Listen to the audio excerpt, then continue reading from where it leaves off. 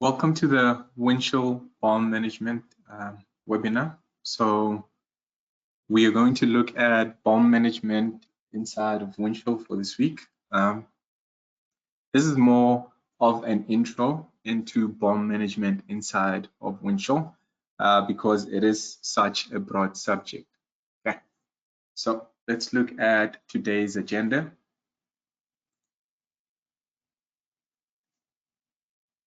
So the first thing that we're going to look at is an introduction to the subject BOM management inside of Windchill. But before we get into that, I'll do a brief introduction of myself, and then we'll look at the digital thread and how you can use it for your company. We'll look at Windchill objects. We'll look at the CAD bill of materials. We'll look at an EBOM, which we call Engineering Bill of Materials. We'll also look at a Manufacturing Bill of Materials. And then from there, we'll jump onto a live demo, and then we'll go to a Q&A session later. So during the presentation, if you have any questions, on your GoToWebinar, there's a section for questions where you can type out any questions that you might have. We'll address them at the end of the live demonstration. Just after the live demonstration, I'll look into your questions and then we'll answer those. So just a brief introduction of myself. My name is Wisani Chabalala, and I have 10+ years experience with PTC product as both a user, so as an end user of the products, and also including support of the product, implementation of the products, and training of the products. I have a BTech in mechanical engineering. I have a background in mechanical engineering design in the rail industry. So through work with our customers, I've also gained experience in industries such as the automotive industry, the defense industry, and also other industries as well. Okay, so my position at PDSVISION is PLM specialist. Right, so just to give you a brief introduction of who PDSVISION is or what PDSVISION is. So a lot of you might know us as Boundary Systems, but now we are called PDSVISION because we were acquired by the PDSVISION group. So who are we? We are a technology leader. So we are the first PTC global reseller and preferred services provider.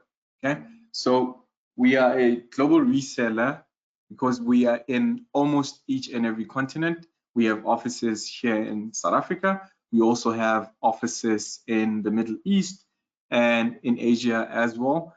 We also have offices in Europe and in North America. So we specialize in consulting, implementation services, professional training, cloud hosting, and also help desk. So if you need support and you are in South Africa, for instance, you will get assistance in your own time zone. Okay, so let's look at a brief history of how PDSVISION or Boundary Systems became PDSVISION. So Boundary Systems was founded in Cleveland, Ohio in the year 2006. And then a few years after that, PDSVISION was also founded in Stockholm, Sweden in the year 2008. Just to fast forward that a bit, in 2014, Boundary Systems expanded their operations and they started operating in South Africa. And a few years later, which is in 2018, PDSVISION Group acquired Boundary Systems. And then last year, we officially changed our name from Boundary Systems to PDSVISION. So we also have strategic partners and solutions. So we've partnered with a couple of companies that offer solutions that will help in your product lifecycle and beyond that. So PDSVISION came up with this concept of a digital thread. So they want to ensure that all the departments that are involved in a product lifecycle, all of them have one source of truth. Okay, so in companies that are not using this concept at the moment, you find that the design department, the manufacturing department, and the sales or services department work in silos. They have their own information which is not shared in between those departments, and you find that information gets lost, and information that's crucial or critical, for instance, for adding into the design process or adding to the manufacturing process or the service process gets lost in between communication and the channels.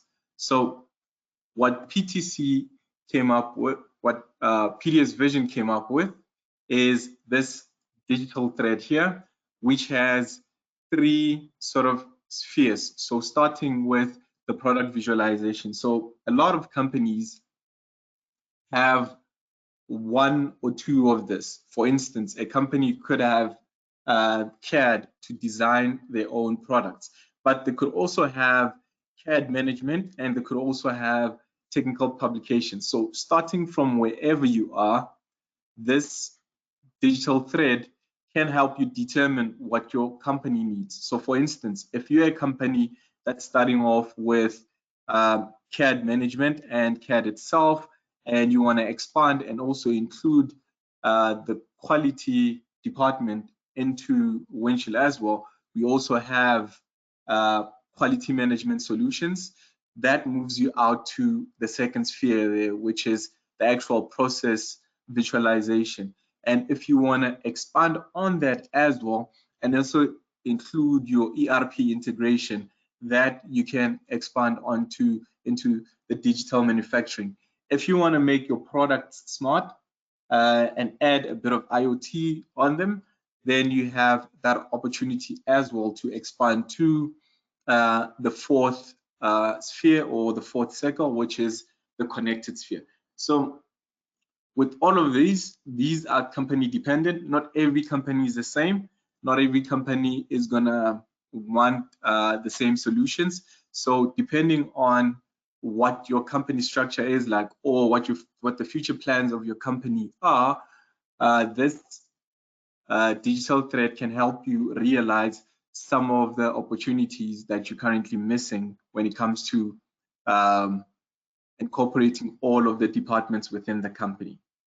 Okay, so for today's session, we are going to look at the three spheres. So we're going to start off with the CAD and also CAD management, and then we're going to look at BOM management, which is what we're going to show in today's demonstration. But from the BOM that you've created, or from managing the BOM, you are able to create manufacturing processes as well. Okay.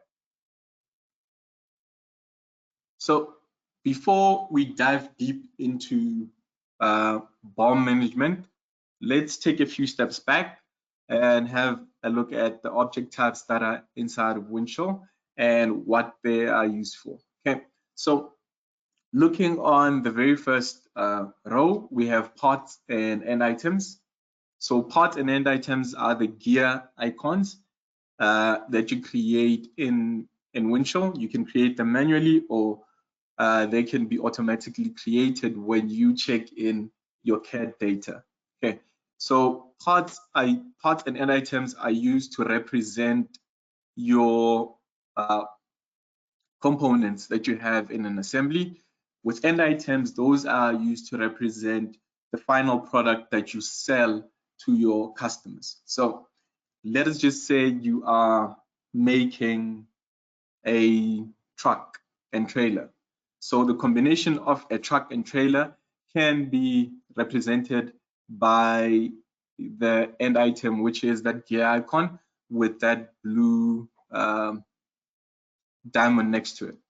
Okay, right. And then the next row is CAD documents. So Windchill supports a whole lot of CAD applications. So it supports Creo, it supports Creo Parametric, it supports AutoCAD, it supports Inventor, it supports NX, it supports CATIA, just to name a few. So all of those CAD authoring applications are represented using their native. So for instance, if you look at just below the CAD documents row, you can see that some of those icons are Creo icons for those who use Creo Parametric. And just below that, you'll see that it's another type of icon. So if it's a Creo assembly, then you'll be able to see that it's a Creo assembly by just looking at the icon, making it easier for you to recognize the object types that you have inside of Windchill. And then the next type that you find inside of Windchill are dynamic documents. So dynamic documents are documents that you create from applications such as Creo Illustrate. So those illustrations that you create inside of Creo Illustrate, they also can be managed inside of Windchill. Other ones can be IsoDraw as well. So those can be, those illustrations created from IsoDraw can be managed within Windchill as well. Okay. The next one is documents. So any electronic format that you have can be added onto Windchill as a document. In addition to that, Windchill can directly connect with your Microsoft Office applications. So for instance, Microsoft Word, you can directly from within Microsoft Word, check in a document, check out a document within Microsoft Word without having to leave the Microsoft Word interface. Okay. Lastly, it's links. So you can also add links onto Windchill. Let's just say it's a link to a specific standard that your company is governed by, or the industry is governed by that your company operates in. You can save a link to that standard. It could also be a link to your supplier's website. If you order online, you can just have those links there. And these links can also be made available to everyone within your department or anyone in the company who has access to Windchill. Okay. Right. So now let's look at the CAD BOM overview. Okay.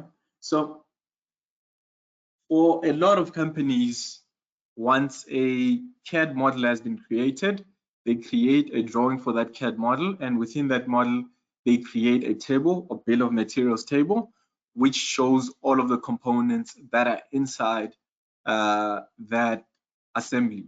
Okay, so it shows the components, it shows the quantities as well. You can, if you want to also specify what material, what the weights, those are some of the attributes or parameters that you can specify. But with this as well, it also has its limitations. But for some companies, this is where it ends, to just create a drawing, and then that drawing is taken and it's pushed to either planning or directly to manufacturing, depending on what is required. Okay, they could also push the very same bill of materials to purchasing.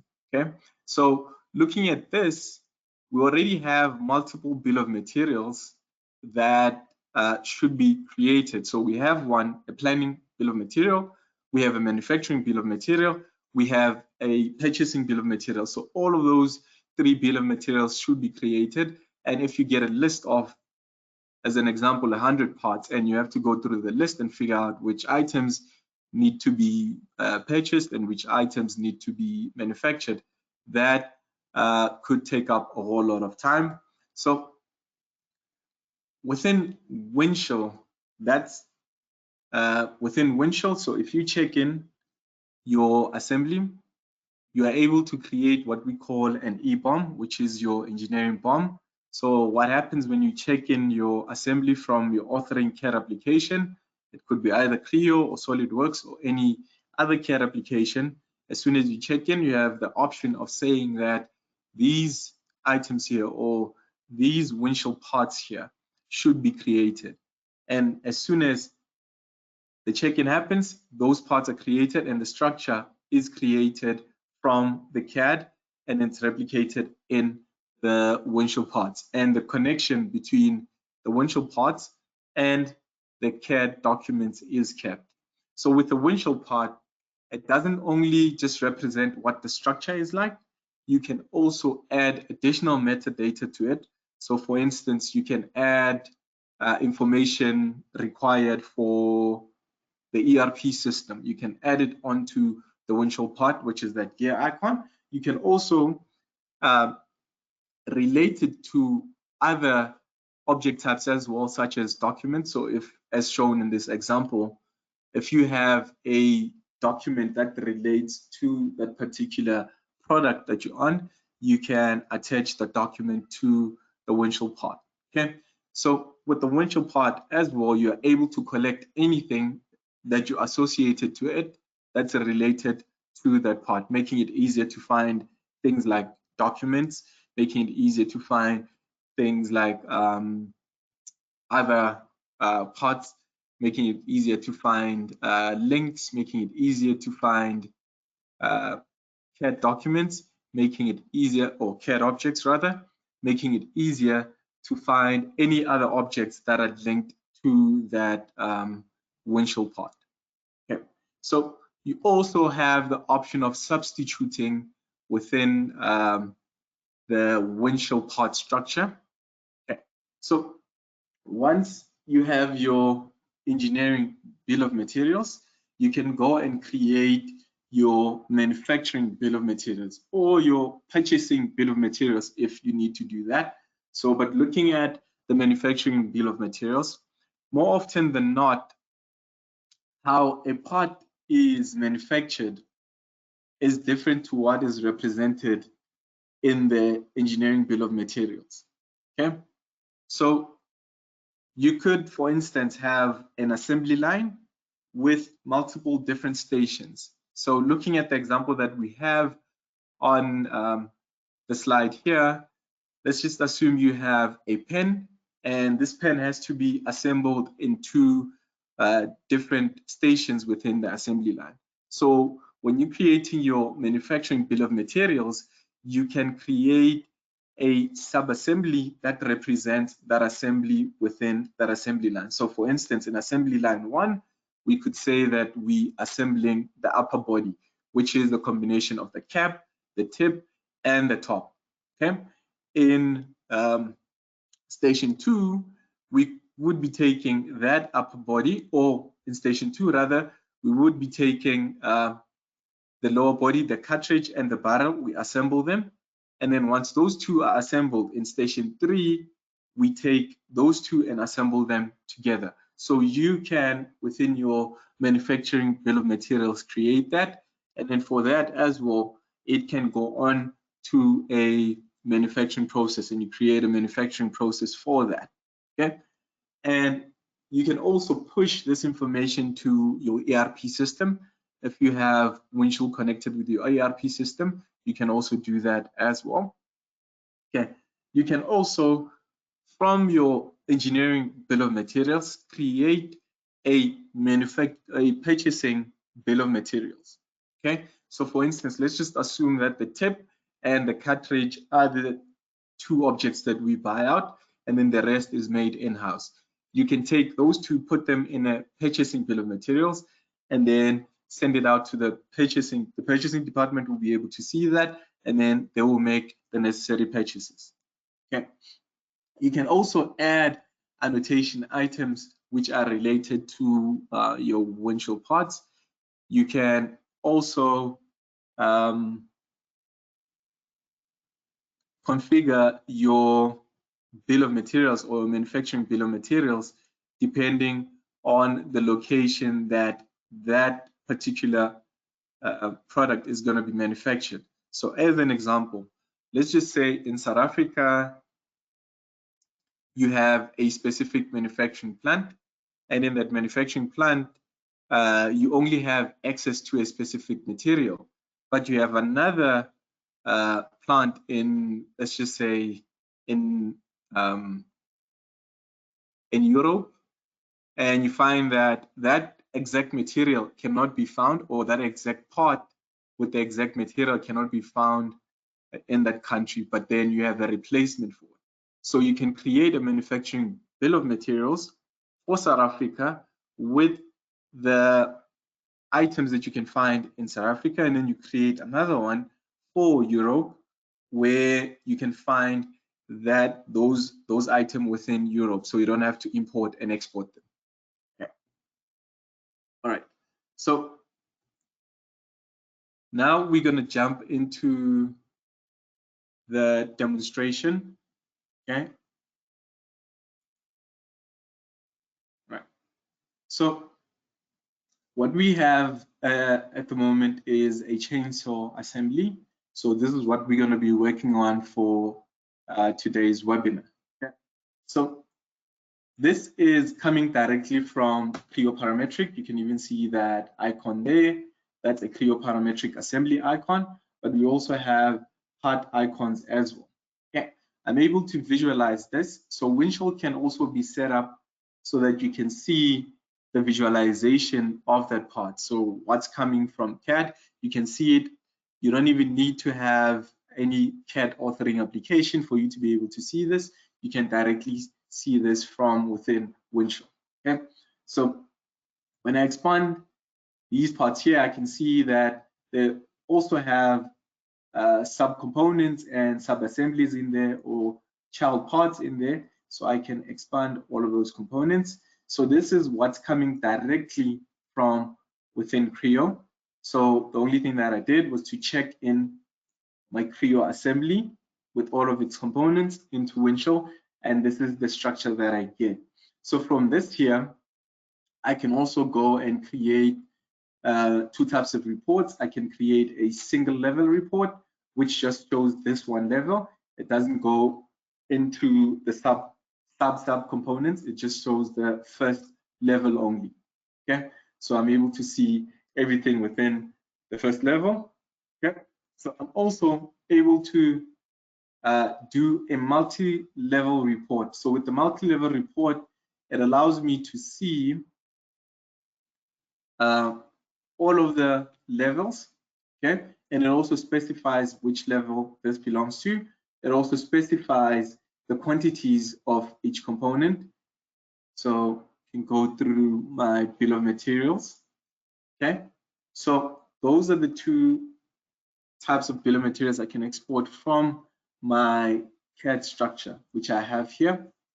I can also export this to any one of these formats. So you can, any of those reports, you can also export them to any of these formats listed here. So it could be either PDF to spreadsheet, or it could be to XML. Okay.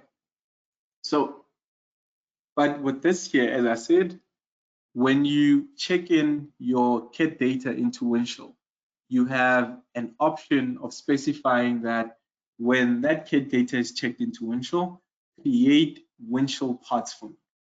Okay, so those Windchill parts were created. Okay, so when I do a compare between the part structure and the CAD structure, I'm able to see the two here. Okay, so you can see that there is my CAD structure and there is my part structure, which is my engineering bill of materials. So this is directly driven from this. So if anything changes on that side, when I do a check-in, this also updates. So if I check out, make a change to the assembly, remove or add certain components to it, do a check-in, this will also update according to that. Okay, so when I expand on the left-hand side, you will see that the right-hand side also expands. And when I select on the left-hand side, it selects the equivalent Windchill part for that CAD object. Okay, so let's go a bit deep into the Windchill part. So I just want to go to the information for this Windchill part here. Just close this out and just go to the Windchill part. So the Windchill part, like the CAD object, also has metadata information. So it has things like what the name is, who checked it in, who modified it, when it was last modified. As I said, you can also add additional information or additional attributes that might be required in your ERP system if you are planning to connect Windchill with your ERP system. Okay. Right? Or you can also add other attributes or parameters that you'd like to also show in your bill of materials when you export your bill of materials. Okay. So just want to go to the structure tab. So in the structure tab, that very same structure that I got from my CAD, I'm able to see it here. So when I expand, I'm able to see all of that structure there. Okay. So from this here, I have additional options compared to working with that CAD structure. From the Windchill part structure, I have additional options. An example is with the reports. So with the reports, if we look at the reports, I have a whole lot of reports. I have multiple level component reports. I have single level consolidated BOM, single level BOM. I can also create a multi-level BOM or a multi-level BOM with replacements as well, which we're going to look into a bit later. So as I said, most of the time, the structure that is created in engineering or created from the CAD data is not necessarily the structure, the BOM structure that you need or the bill of materials that you need. For instance, you could have consumables that are not in the structure itself. You will need to add those consumables, like for instance, oil, thread lock, it could be grease as well. Those type of consumables typically are not added to the CAD itself, and they have to be added to the manufacturing bill of materials. Okay. Other things that are not also added to CAD are, like for instance, raw materials. So if a part is made from a specific raw material, let's just give an example with a plate. If a plate has to be bent to form a part that's going to be used in an assembly, the raw material, which is that flat plate before it's even cut, that in the CAD system is not typically added. You don't normally add it, but in Windchill, you are able to add that. And let's look at how you would go about adding it. So you have an option of opening BOM transformation or BOM transform inside of Windchill. So what BOM transform allows us to do is to create a manufacturing bill of materials from our engineering bill of materials. So as you can see, this is our engineering bill of materials. So we are able to create a manufacturing bill of materials.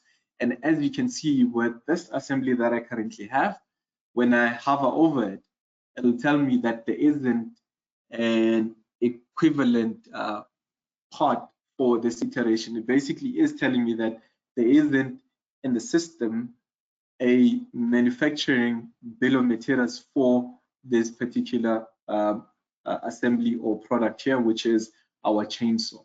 So I am able to create a manufacturing bill of materials from the engineering bill of materials. So how we go about doing that is that we create a new downstream branch. So with the downstream branch, you have a couple of options to select from. So the view, so we're creating a view now. So you can either select manufacturing, since we're creating a manufacturing bill of materials. You can select manufacturing, or you can select a service. You can also have things like purchasing and all of that as your downstream view. it's configurable. But for now, we're going to select manufacturing.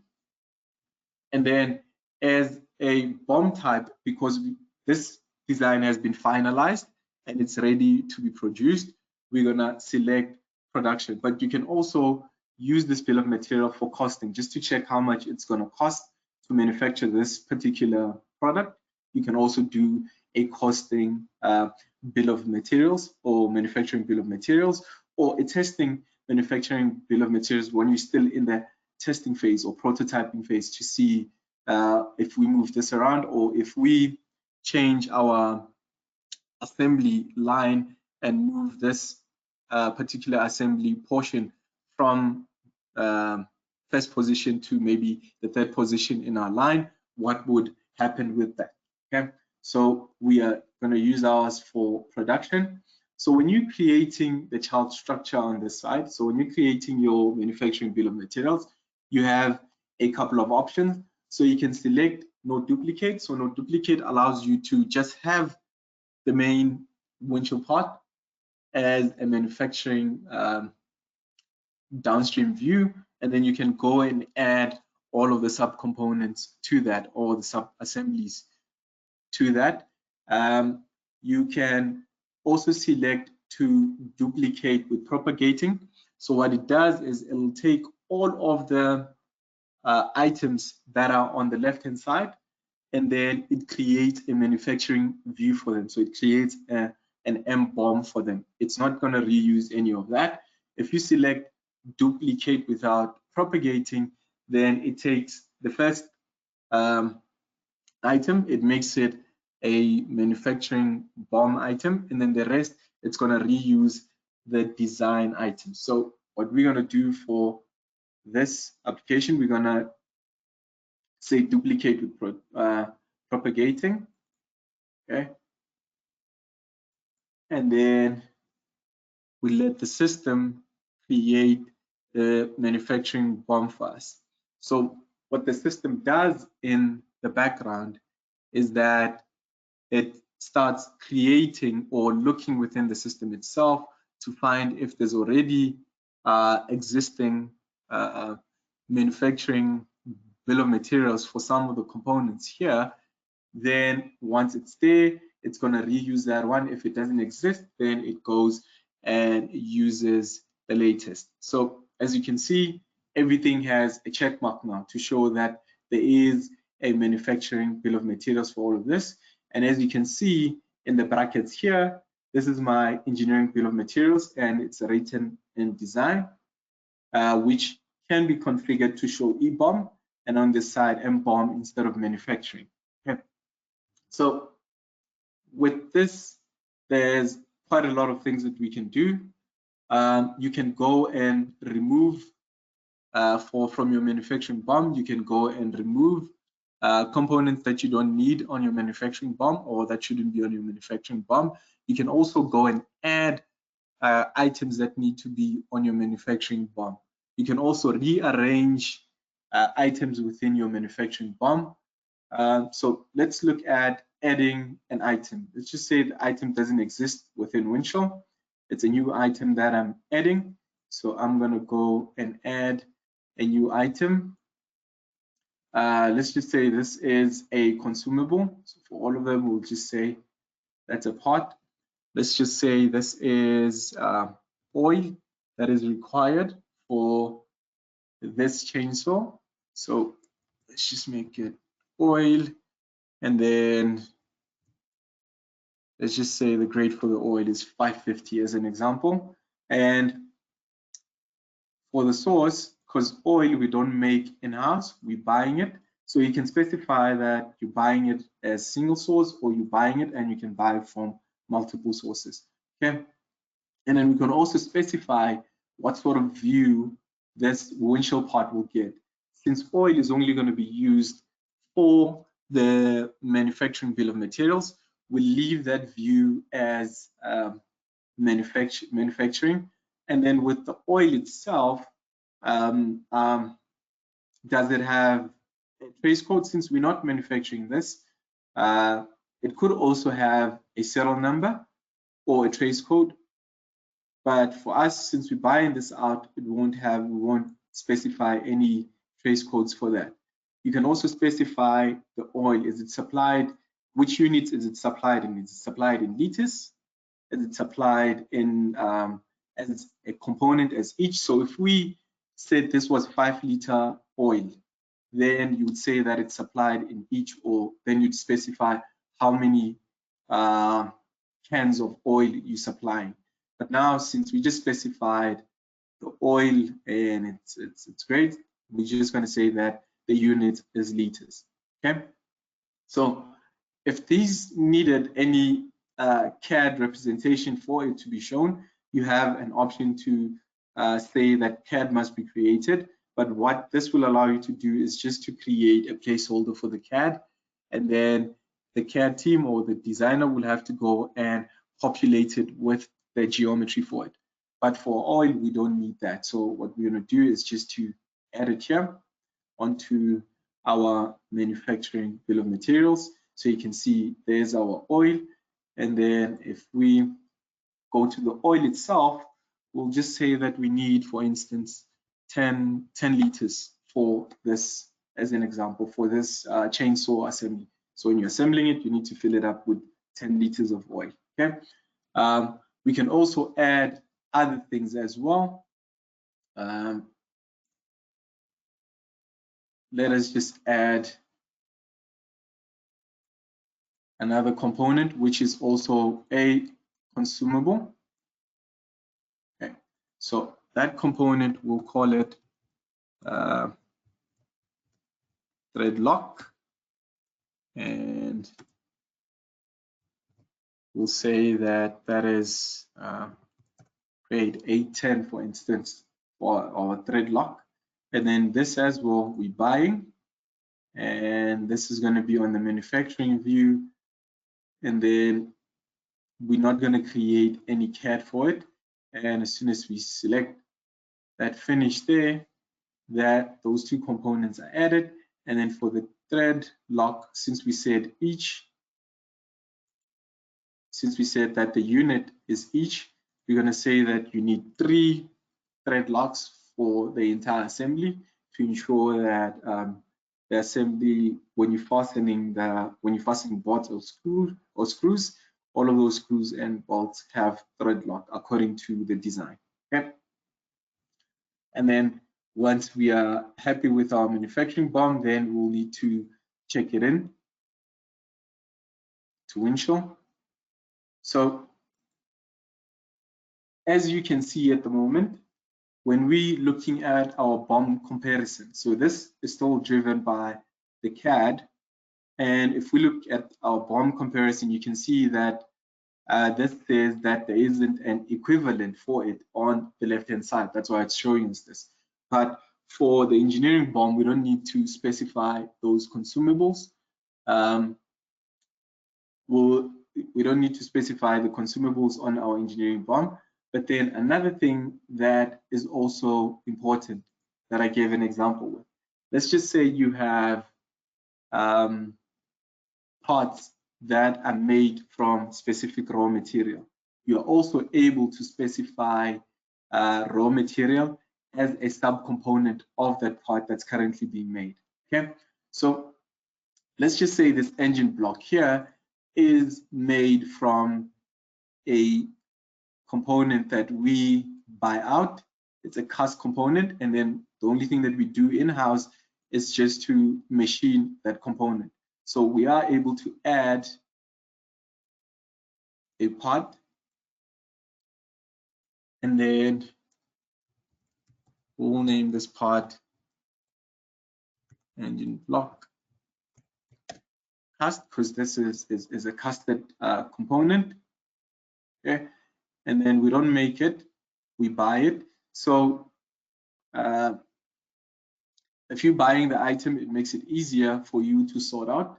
So to specify that these ones are bought, so that when you're creating your purchasing bill of materials, you take all of the items that are bought out, you add them to that purchasing bill of materials, so that when the purchasing departments need a purchasing bill of materials, they can easily access it. They can easily access the items that they need to buy out.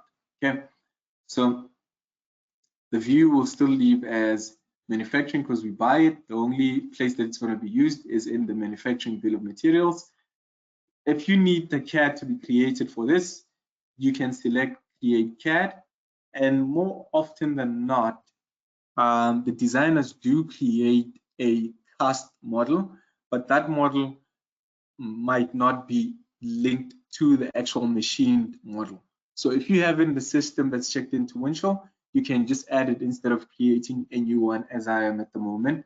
So as soon as we say finish, you'll see that this part will have a child part. So you can see that that part has a child part.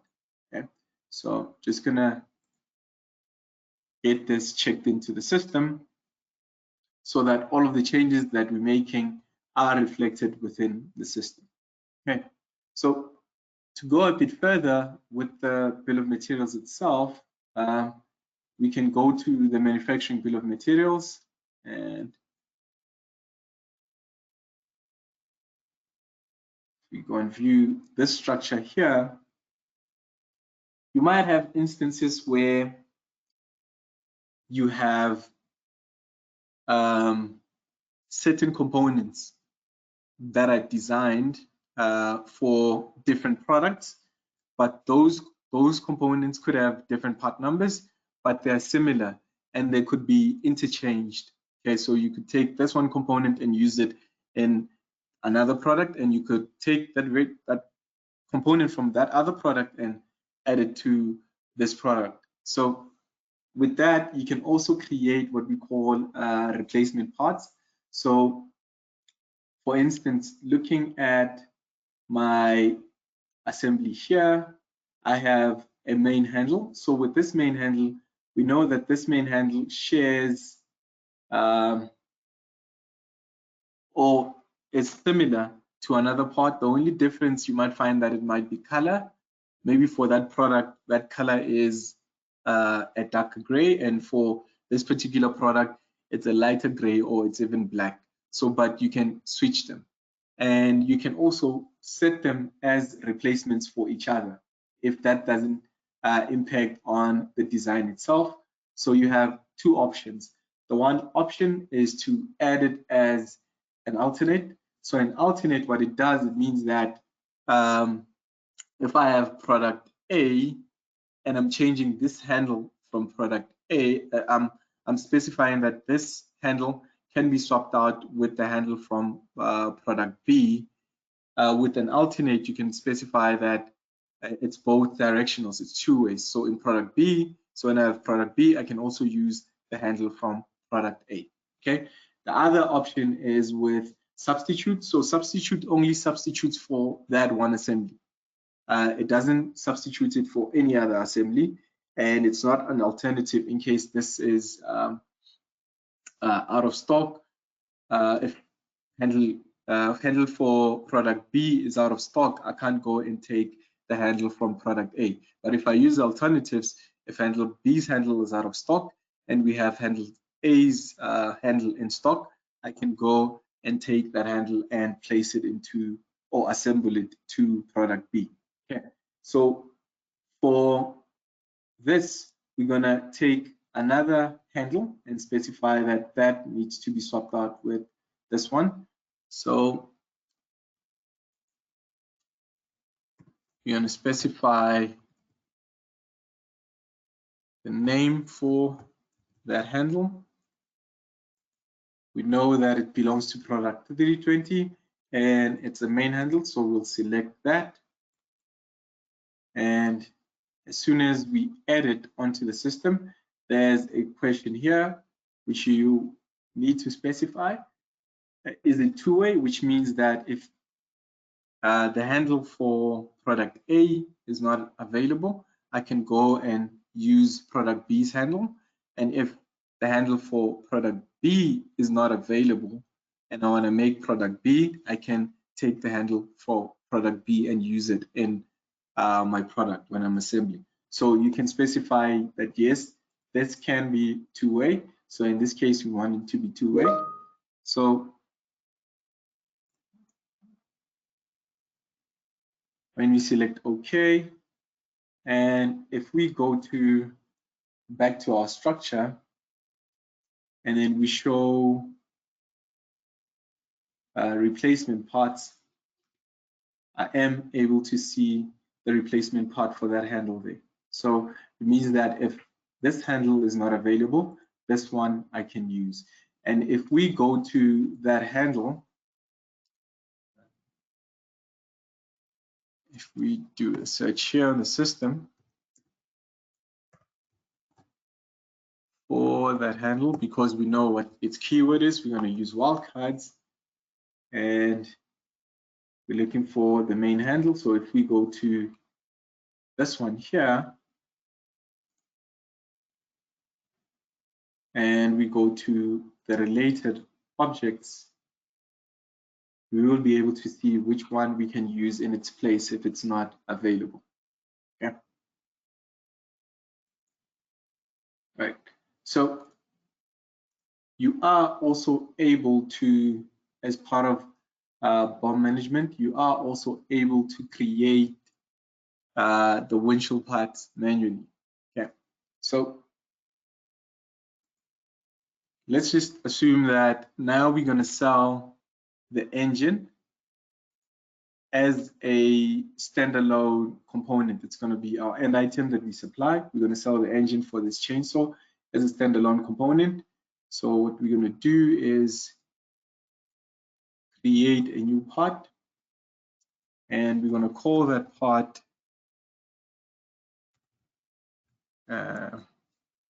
engine. Let's just make it the 250 series.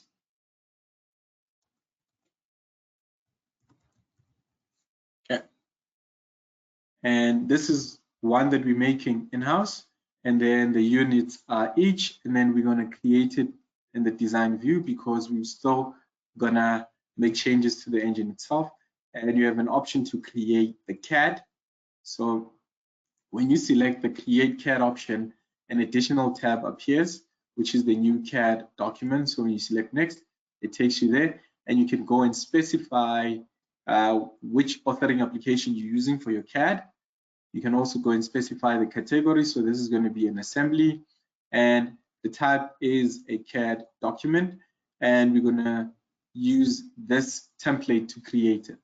So you can also specify that you want the same part number as the part that the Windchill part that we just created here for the CAD object. So as soon as you select finish, that item is created. So this is the engine item that we created. And if we go to its information and under related objects, we'll see that it has a new CAD document which was just created. If we look at the time, it was just created, and there is the number for it. And if we go back to the details, we'll see that it was just created now, and it's a make. The source is make, so we're making it in-house. And if we go to the structure, you'll currently see that it doesn't have anything in its structure. So with the structure itself, you can also build it from within Windchill. So for instance, if I already have the parts existing in Windchill, I can go and build the structure from Windchill. So I can go and say that I want to insert an existing part. If there aren't any existing parts, you also have the option to go and create them. So the part that I'm looking for is the crank piston. Okay. And this is an assembly. So if we expand this, we'll be able to see what's inside that. I can also add another part in here, which is, let's just say, engine block. Engine block. And then when I do a search for that, I get different engine blocks here. Then I select the appropriate one. So I'll select both those ones and then add them to my assembly. So the engine block as a part and also the engine bottom. So I can go and add all of that, and then we can do a check-in to the system once that structure has been created. And from this structure here, I can go and build the CAD. It just, for any new components that you're creating, they won't have the geometry. A designer will have to go and add the geometry. They can build the structure that a designer can go and start off with. If I am a planner and this is part of what I need to do or part of my job, I can build that. And how I'll go about doing that is to do a compare. So I can do a compare to the CAD structure. So what that's going to do, it's going to bring up the CAD structure and also the part structure or Windchill part structure. So when I say okay, you'll be able to see that at the moment it highlights both, saying that there's something that is different in both these assemblies. When I hover over this, it tells me that this assembly has those things listed. So this Windchill structure has a couple of items which are not part of the CAD structure on this side. So what I can do is I can select the things. It also shows me which ones they are. So if we look on the right hand side, even if I try and expand this, it shows that the things that are supposed to be in those 3 rows there.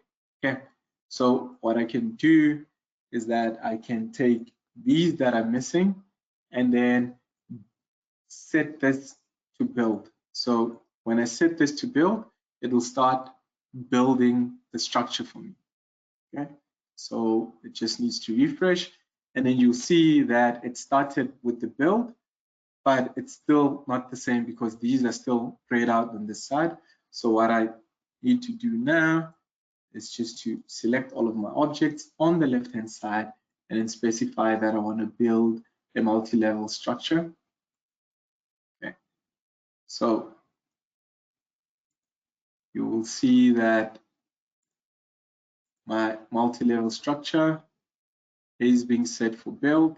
It's currently showing that that CAD structure is not linked to the part structure on the left hand side. So I can set all of this. When I expand this, I'm able to see all of those parts that are supposed to be in there. Okay. All right. So if I now go on to my CAD authoring application, in my case, it's Creo. So if I go to Creo and I search for that engine. Okay, so if we do a search in Creo for that engine. Okay, so we can sort it by the date that it was created to make it easier for me to find it because there's a lot of engines here. There it is, I can find it. And this I can open directly in Creo. So when I say open in Creo, you'll see that the CAD itself has been created on this side, but since the build is still running in the background, the structure is not built as yet. So I'll just close this for now and just clear the session. If we go back to Windchill for the compare,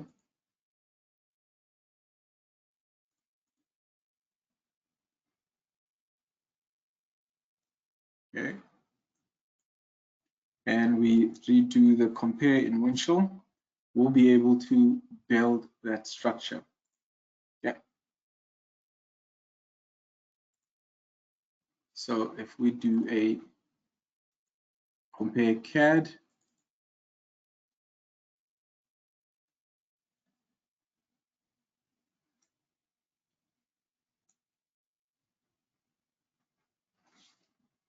okay,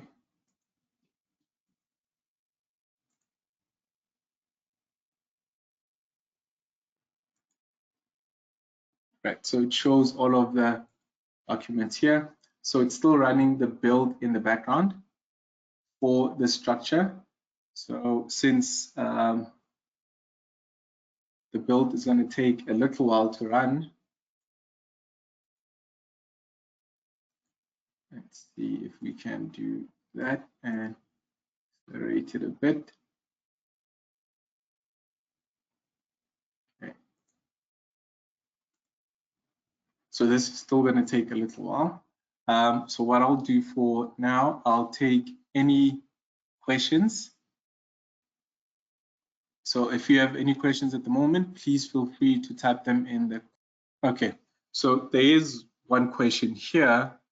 So, okay, so if a CAD structure is built from Windchill, does that mean that it can only be updated from Windchill? No. So if it's built within Windchill, from the Windchill parts, you are able to make modifications within your CAD authoring application, and whatever changes you make to the CAD structure, those changes are pushed to the Windchill.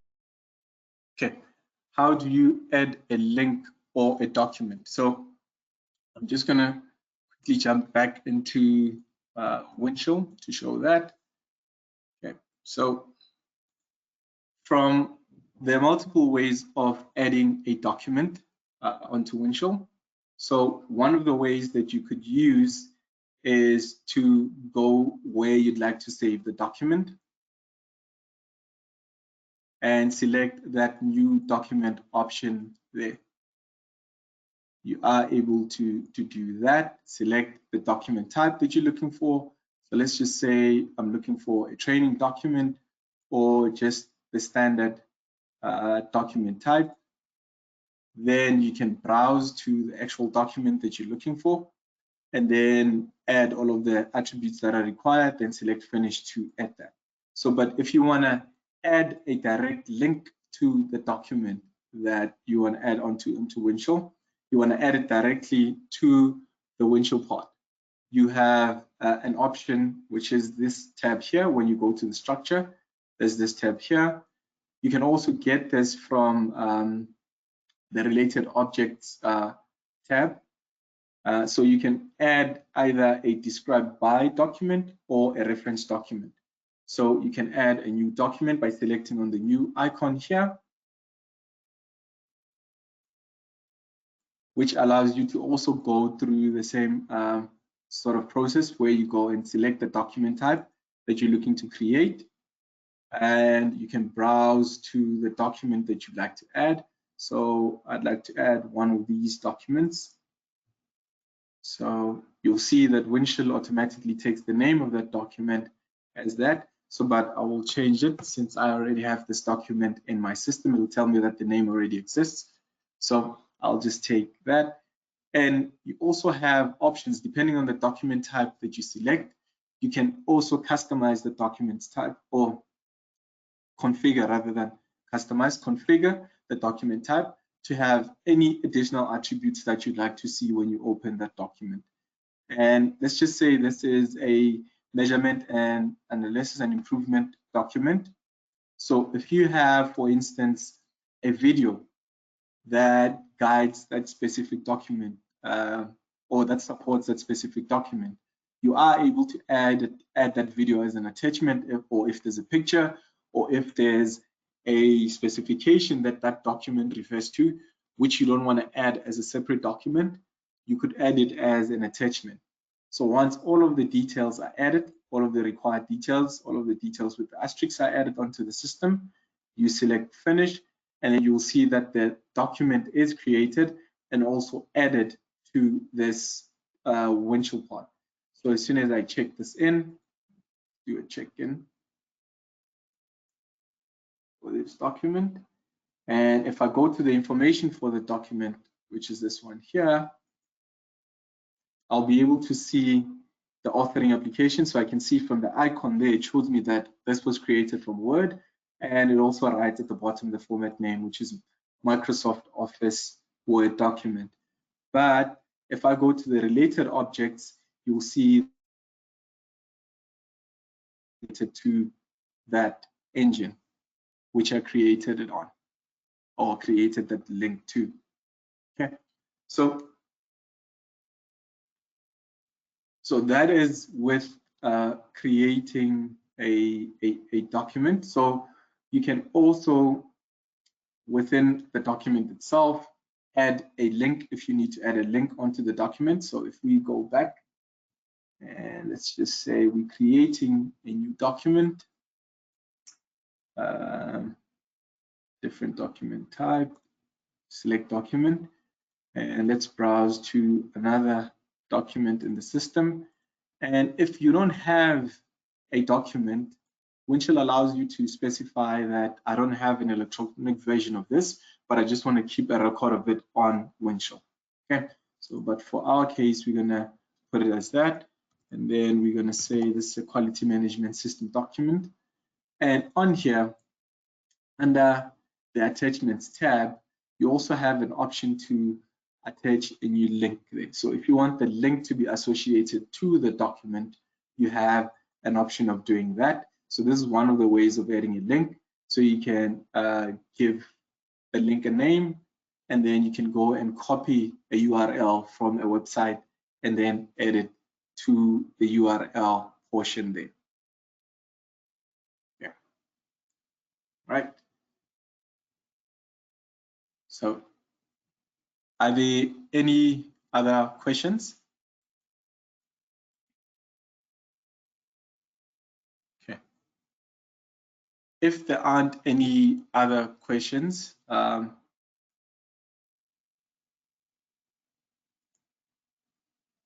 PDSVISION also has training capabilities. As I said, I've been training and implementing PTC products for a couple of years now. So we have the expertise in-house. So the training can be done virtually.